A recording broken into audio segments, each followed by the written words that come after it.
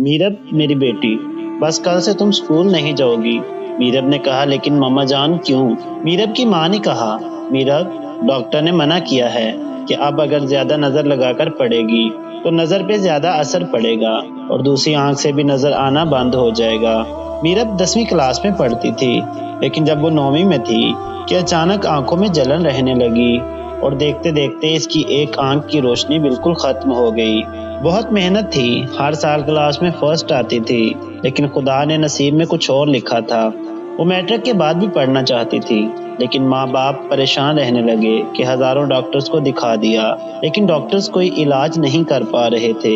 ऐनक लग गई थी। मीरब को दूसरी आंख से भी बस 50% नजर आता था। वो बहुत खूबसूरत थी। कुछ साल गुजरे कि मीरब की मंगनी इसके खाला के बेटे से की हुई थी बचपन में, लेकिन जब शादी की बात की तो ये कहकर खाला ने जान छुड़वा ली कि मेरा बेटा नहीं मानता। मीरब ने तो बचपन से अब तक अपने कजन में ही जिंदगी भर का सफर देखा था, लेकिन नसीब के खेल थे। मीरब रोती थी, या खुदा, क्यों मेरे साथ ऐसा किया? मेरा गुनाह क्या था? मुझसे आंखें लेनी थी तो मुझे बचपन में ही दुनिया की ये रंगीनियां ना दिखाते, मुझे ख्वाब न दिखाते, मुझे अपनों की आंखों में वो प्यार न दिखाते जो अब बदल गए हैं। जो भी रिश्ता देखने आता वो ये कहकर इनकार कर देता, इसकी नजर का मसला है, क्या पता कल को जो थोड़ा सा दिखाई देता है वो भी बंद हो जाए। माँ बहुत रोती थी, बेटी के नसीब से डरने लगी थी। वो उस जमाने को देख रही थी जब वो दुनिया में ना रहेंगे तो हमारी मीरब का ख्याल कौन रखेगा? सब रिश्ते बदल जाते हैं। कौन बेसहारा को आसीने लगाता है, कौन किसी को अपना कहता है, कौन देखेगा मीरब की बेबसी को, कौन समझेगा मीरब के इशारों को, कौन मेरी बेटी को अपनी कहेगा? माँ बहुत रोती थी। बेटियों के नसीब की बहुत फिक्र होती है ना माँ बाप को। 6 साल गुजर गए, छोटी बहनों की शादी हो गई, लेकिन मीरब वही घर बैठी, खुदा से शिकवे भी छोड़ दिए, रोना भी छोड़ दिया। इसको अब सिर्फ 20% नजर आता था, मतलब कि बस धुंधले हुए चेहरे नजर आते थे। मीरब थी तो बहुत खूबसूरत, लेकिन बस नसीब बेवफा थे।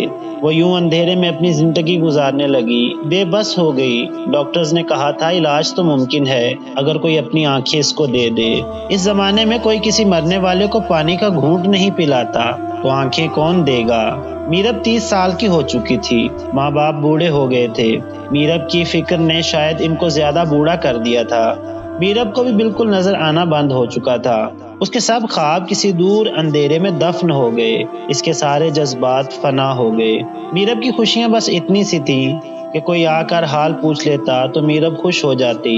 वो जैसे जिंदगी के दिन गुजार रही थी, उसे दुनिया में किसी से अब कोई वास्ता नहीं था, ना किसी से दिल की बात कह सकती थी, ना कोई सुनने वाला था। साथ वाले घर में शादी थी। मीरब बस ढोल की ताप को सुनकर इनके घर होने वाली खुशियां महसूस कर रही थी। इतने में दरवाजे पर दस्तक हुई।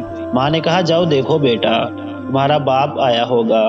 कितनी बार कहा है टाइम पे घर आ जाया कर। मीरब आहिस्ता आहिस्ता चलते हुए दरवाजे के पास गई। दरवाजा खोला कि एक लड़के ने सलाम कहा। मीरब ने घबरा कर वालेकुम सलाम कहा। मीरब ने पूछा, आप कौन? वो लड़का बोला, वो जी मैं साथ वाले घर मेहमान आया हूँ, आपके घर से कुछ सामान लाने के लिए भेजा है, जो उन्होंने शायद आपकी अम्मी को दिया था रखने के लिए। लड़का तो मीरब की तरफ देखता रहा।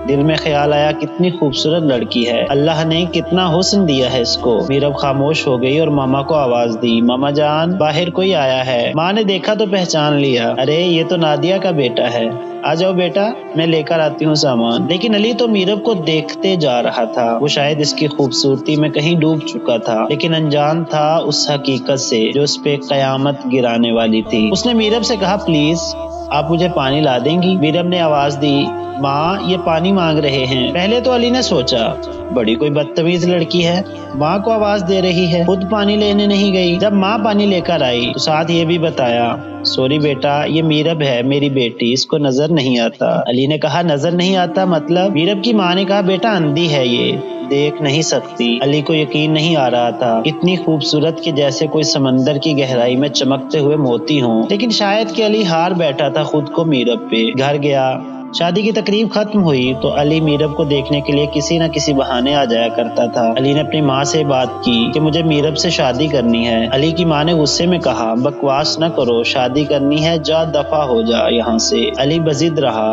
دن گزرتے گئے، علی کی تڑپ بڑھتی گئی۔ علی بس کیسے بھی اب میرب سے شادی کرنا چاہتا تھا۔ علی نے کہا میں زہر پی لوں گا اگر میری شادی نہ کروائی تو۔ ماں نے کہا کیسا بے شرم لڑکا ہے۔ اس کے باپ سے بات کی تو باپ نے سمجھایا بیٹا وہ تمہارا خیال نہیں رکھ پائے گی، وہ تمہارا سہارا نہیں بنے گی بلکہ تمہاری زندگی خراب کر دے گی۔ تمہارا جنون چند دنوں کا ہے، بس حقیقت میں ایسا کچھ نہیں ہوتا۔ کیوں کسی کی بیٹی کو برباد کرو گے، ساتھ خود کو بھی؟ لیکن علی کہاں کسی کی کوئی بات سننے والا تھا۔ علی اپنا کوئی چھوٹا سا بزنس کرتا تھا۔ گھر والوں نے اس کا پاگل پن دیکھا اور مان گئے۔ میرب کی ماں سے بات کی تو میرب کی ماں نے کہا لیکن آپ کا بیٹا سب جانتے ہوئے بھی؟ علی کی ماں نے کہا اللہ نے اگر ان کا نصیب ایسا لکھا ہے تو ہم کیا کر سکتے ہیں۔ خیر شادی ہو گئی۔ میرب بہت ڈری ہوئی تھی۔ اس کے دل میں ہزاروں سوال جنم لے رہے تھے۔ وہ سوچ رہی تھی یا خدا، پہلے جینے کی خواہش تھی تو تم نے سب کچھ ختم کر دیا، اب مرنے کی خواہش تھی تو زندگی کی طرف لے آئے ہو، کیسے امتحان ہے تمہارے یا خدا۔ علی کھانستے ہوئے کمرے میں آیا۔ میرب خاموش بیٹھی رہی۔ علی پاس آیا، ہاتھ پکڑا۔ میرب ڈر سی گئی۔ علی نے کہا میرب ڈر لگ رہا ہے۔ میرب خاموش رہی۔ علی نے میرب کا ہاتھ اپنی آنکھوں کو لگایا اور کہنے لگا آج سے یہ آنکھیں تمہاری ہیں، اٹھو اب چلو میرے ساتھ۔ میرب نے دھیمی سی آواز میں پوچھا کہاں جانا ہے؟ علی نے کہا چلو وضو کریں، پہلے میرے ساتھ شکرانے کے نوافل ادا کریں۔ علی نے اپنے ہاتھ سے اس کے ہاتھ پاؤں دھوئے، وضو کروایا اور شکرانے کے نوافل ادا کیے۔ میرب کو یقین نہیں آ رہا تھا کہ خدا کر کیا رہا ہے۔ علی نے نماز کے بعد میرب کی آنکھوں کو چوما اور کہا آج سے تم میری آنکھوں سے دیکھا کرو گی۔ کبھی اس کے سر کے بال سنوارتا تو کبھی اس کے ہاتھوں کو چومتا۔ باتیں کرتے ہوئے سو گیا۔ ولیمہ رسم مکمل ہوئی۔ سب رشتہ دار باتیں کر رہے تھے کہ یہ پاگل ہے، زیادہ دن یہ شادی نہیں رہے گی، دیکھنا 2 مہینے بعد ہی طلاق ہو جائے گی۔ لڑکیاں علی کو یہ کہتے ہوئے بھی سنی گئیں کہ اگر علی انتظار کرتا میں شادی کروا لیتی، لیکن اس کو تو بس میرب کی محبت کے سوا کچھ بھی نظر نہیں آتا تھا۔ وہ صبح خود اٹھتا، ناشتہ بناتا اپنے لیے، میرب کے لیے، پھر پھول سی خوشبو سے جگاتا میرب کو، نماز فجر ادا کرتے، پھر ناشتہ ایک ساتھ کرتے۔ علی میرب کو آہستہ آہستہ گھر کی ہر چیز کہاں رکھی ہے سب بتاتا۔ میرب بھی سمجھنے لگ گئی تھی۔ علی کا 1 گھنٹہ بھی میرب سے بات کیے بنا نہیں گزرتا تھا۔ وہ کال کرتا، حال پوچھتا، پیار بھری باتیں کرتا۔ 1 سال ہو گیا تھا شادی کو۔ میرب بہت خوش رہنے لگی تھی۔ اب میرب گھر کے کام بھی کرتی تھی، مدد کرواتی تھی علی کی۔ میرب خدا کا شکر ادا کرتی تھی، اے خدا تم بہتر جانتے ہو ہم کو، تو اگر نہ دے ہم کو تو نہ شکرے ہو جاتے ہیں، چھین لے تو شکوے کرتے ہیں، لیکن تو بہتر جاننے والا ہے۔ کبھی چپکے سے آ کر سینے لگا لینا تو کبھی خاموشی میں ڈرا دینا، دونوں میں بہت تھا۔ میرب علی کے سینے پہ سر رکھ کر سوتی تھی، ایک عادت سی ہو گئی تھی۔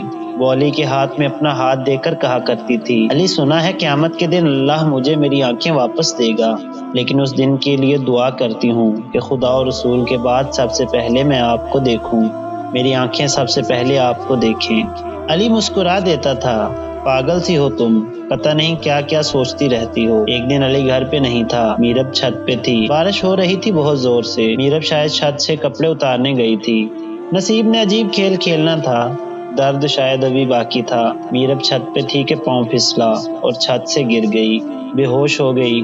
محلے والوں نے ہسپتال پہنچایا، علی کو کال کی، علی ہسپتال پہنچا۔ ڈاکٹرز نے کہا دماغ میں چوٹ لگی ہے، کچھ کہہ نہیں سکتے، دعا کریں بس، آپریشن کرنا ہوگا ایمرجنسی۔ علی کی آنکھوں میں آنسو تھے۔ ڈاکٹر کا ہاتھ پکڑ کر کہنے لگا ڈاکٹر صاحب پلیز میری میرب کو بچا لیں۔ ڈاکٹر نے حوصلہ دیا اور چلا گیا۔ علی بے بس بیٹھا، میرب کی تصویر نکالی، چوم کر کہنے لگا میرب مجھے دغا نہ دینا، مجھ سے بے وفائی نہ کرنا، تم مجھے چھوڑ کر نہیں جا سکتی۔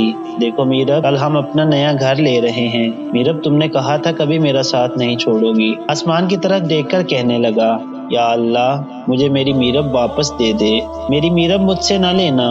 اس کی محبت کی تڑپ پہ شاید خدا کو بھی ترس آ گیا تھا۔ 4 گھنٹے کے بعد ڈاکٹرز باہر آئے، بہت خوش تھے، کہنے لگے مبارک ہو مسٹر، شاید آپ کی بیوی پہلے دیکھ نہیں سکتی تھی، آپریشن کے دوران ہم نے دیکھا کہ لینس ٹھیک نہیں تھے، چھوٹے سے آپریشن سے ٹھیک کر دیے، شاید کہ اب دیکھنے لگے۔ ہوش آیا تو 2 دن بعد آنکھوں سے پٹی اتاری، اللہ نے اپنا معجزہ دکھایا اور میرب کو نظر آنے لگا۔